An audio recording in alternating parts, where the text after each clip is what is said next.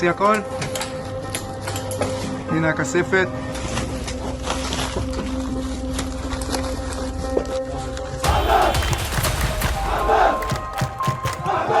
Hamas's budget is very significant in the hundreds of millions of dollars. They began getting money from Qatar.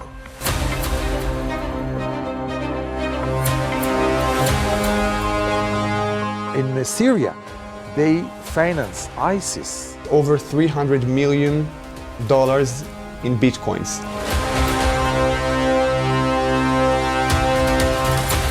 יותר מ-150 מיליון דולר הועברו מאיראן לחמאס. Documents that show how those companies move money via Italy. بشكل رئيسي إيران بتعطينا مال وسلاح. هذا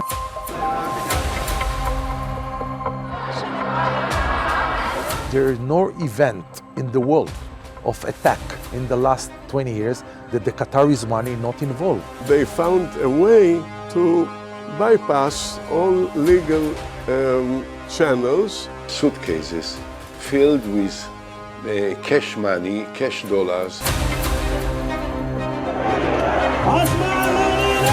I started working for the French intelligence. I spent 35 years in Israeli intelligence. I served as the Deputy Assistant Secretary for Intelligence at the U.S. Department of the Treasury and before that at the FBI. Our security and the prospects of peace in the Middle East depend on one thing: total victory over Hamas. How do you explain that during his time as a prime minister, he is letting Hamas getting so much cash? He has only one ideology, to be prime minister. That's all. Hamas ha sido financiado por el gobierno de Israel para intentar debilitar a la autoridad palestina de Fatah.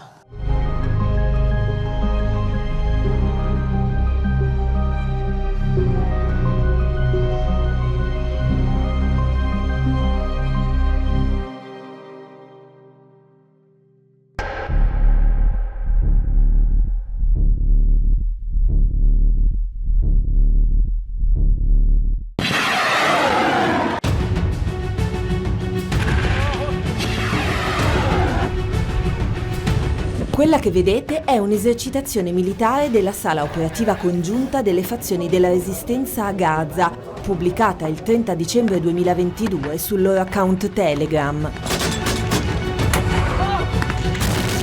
È la simulazione di un attacco contro basi militari israeliane e del rapimento di soldati, prove di un'operazione che non può che far pensare a quella del 7 ottobre 2023, avvenuta a meno di un anno di distanza. Questa esercitazione è solo uno degli incredibili segnali che avevano anticipato il massacro compiuto da Hamas oltre i confini della striscia di Gaza. Almeno 1200 vittime tra civili e militari israeliani e il sequestro di 250 ostaggi. Una guerra totale è diventata inevitabile. Tutti la consideriamo necessaria e la vogliamo. L'asse della resistenza, il popolo palestinese e la nostra nazione vogliamo questa guerra totale. Saleh al-Aruri, vicepresidente dell'ufficio politico di Hamas, ucciso da un raid aereo israeliano a Beirut il 2 gennaio 2024, lo aveva persino annunciato all'emittente libanese Mayadin TV. Ne parliamo a porte chiuse, ci incontriamo con tutti i partiti che prenderanno parte a questa guerra totale e discutiamo insieme dei vari scenari e possibilità. Siamo convinti di potercela fare, non che sia possibile, ma che certamente li sconfiggeremo. Eppure, Igal Carmon, ex colonnello dell'intelligence israeliana e consigliere antiterrorismo di due primi ministri israeliani, Yitzhak Shamir e Yitzhak Rabin, è stato l'unico a leggere questi segnali e a prevedere l'attacco con grande anticipo. Era chiaro come il sole. Con l'Istituto di ricerca sui media del Medio Oriente che dirigo, abbiamo scritto diversi rapporti, uno addirittura del 2018, che anticipavano quello che sarebbe successo. Avevano pubblicato la mappa degli itinerari da seguire, le posizioni dei villaggi israeliani oltre il confine e quanti minuti servivano per raggiungerli, e scrivevano uccidere, macellare, bruciare. Il 31 agosto 2023, con oltre un mese di anticipo, Yigal Carmon ha pubblicato un articolo che oggi ha il sapore di un vaticinio. Elencava altri 5 segnali di una possibile guerra contro Israele che sarebbe avvenuta tra settembre e ottobre 2023, esattamente come poi è successo. Ma lei ha provato a condividere queste informazioni con le istituzioni, con il governo? Certamente.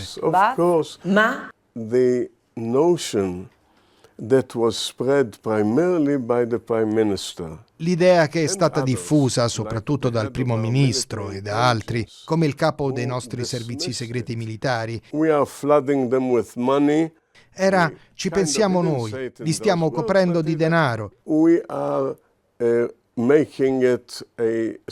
Stiamo facendo in modo di non lasciarli mai senza i soldi. Li stiamo sistemando, così ce li compriamo. Quando Yigal Carmon, parlando del premier israeliano Netanyahu, usa l'espressione inondare di denaro Hamas, sta pensando innanzitutto a queste valigette. Valigette piene di contanti che per anni hanno attraversato i confini più controllati del mondo, quelli della striscia di Gaza.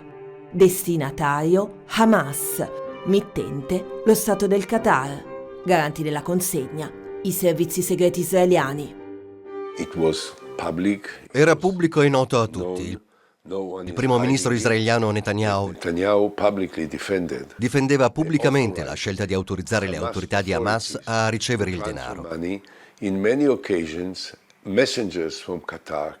In molte occasioni sono arrivati dal Qatar messaggeri con valigie piene di contanti.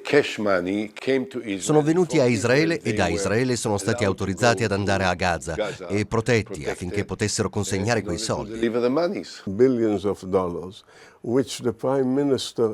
Miliardi di dollari che il nostro primo ministro non solo ha lasciato passare, ma ha anche supportato, perché a consegnare il denaro dal Qatar a Gaza è stato il Mossad stesso. I servizi segreti israeliani. Aerei provenienti dal Qatar hanno portato denaro in contanti. E sa perché era in contanti? Perché? Perché Hamas è un'organizzazione terroristica e non si poteva trasferire il denaro attraverso una banca israeliana o di qualsiasi altro paese, perché è illegale. Sarebbe stata una violazione delle leggi internazionali. Così hanno trovato un modo per aggirare tutti i canali legali e portare i soldi con le valigette. Lo Stato di Israele ha chiesto al Qatar di pagare Hamas. E poi abbiamo cominciato a fare uno dei nostri più grandi errori.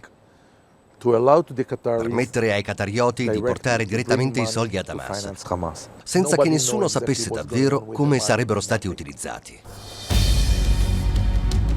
Udi Levi, ex ufficiale di intelligence delle forze di difesa israeliane, ha lavorato per 35 anni nei servizi segreti e diretto l'unità guerra economica del Mossad. The Qataris, very smart. I qatarioti sono molto intelligenti. Da una parte hanno ottenuto da Israele il permesso di portare i soldi ad Hamas e dall'altro hanno continuato a finanziarlo in altri modi. Hanno usato l'ente Qatar Charity per spostare denaro all'estero e foraggiare direttamente i leader di Hamas e le sue attività militari. Parliamo di miliardi di dollari per molti anni. Ci sono 2 procedimenti giudiziari contro il Qatar e il Qatar Charity.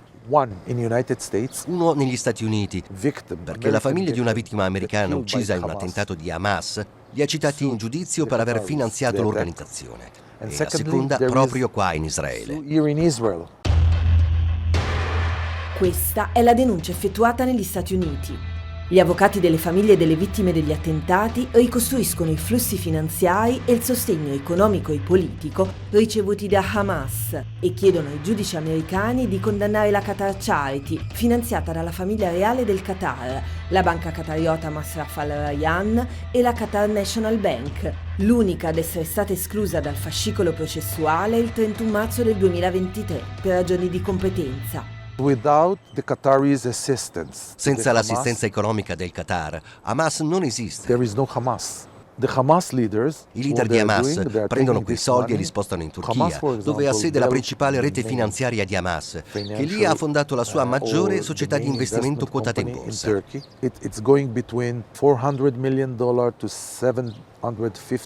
Con un valore tra i 400 e i 750 milioni di dollari. Di che tipo di società si tratta? Investe nel settore immobiliare, nel turismo, nei trasporti e nel settore farmaceutico. Il Dipartimento del Tesoro degli Stati Uniti, seguito ora da quello del Regno Unito e da altri, ha intrapreso azioni significative contro i leader di Hamas e i loro investimenti in Giordania, Algeria, Arabia Saudita e altri paesi, ma il quartier generale è in Turchia.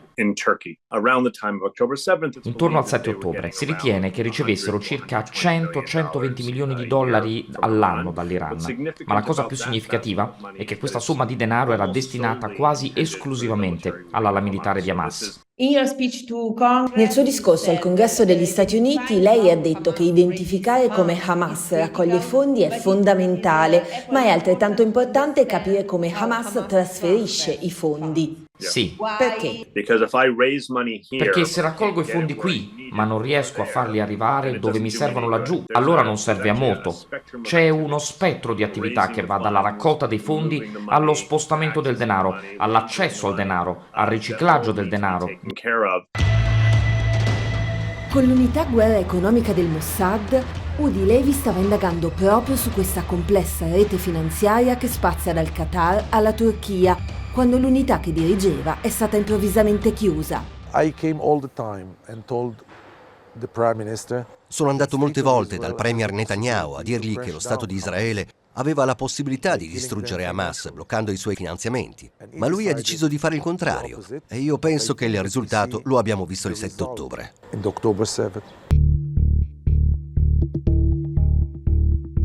Il progetto Raven, Corvo, è un'operazione di spionaggio informatico ad ampio raggio condotta da una squadra di hacker, ex agenti della National Security Agency americana, per conto degli Emirati Arabi Uniti contro dissidenti e leader stranieri.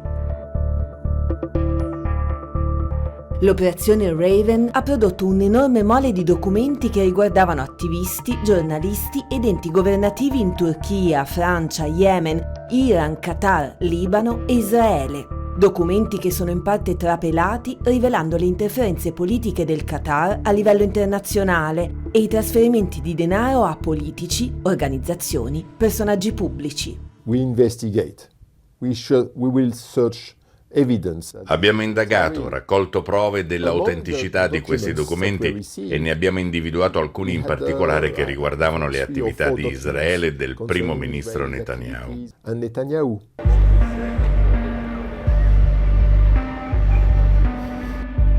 A Ginevra ho incontrato Mark Eschinger, ex agente dei servizi segreti francesi, che tutt'oggi, racconta, collabora con intelligence e polizia. Nel 2021 Eschinger è entrato in possesso di una parte dei documenti del Qatar trapelati dal progetto Raven. And I knew that there were much more documents regarding Israel. Sapevo che c'erano molti altri documenti che riguardavano Israele.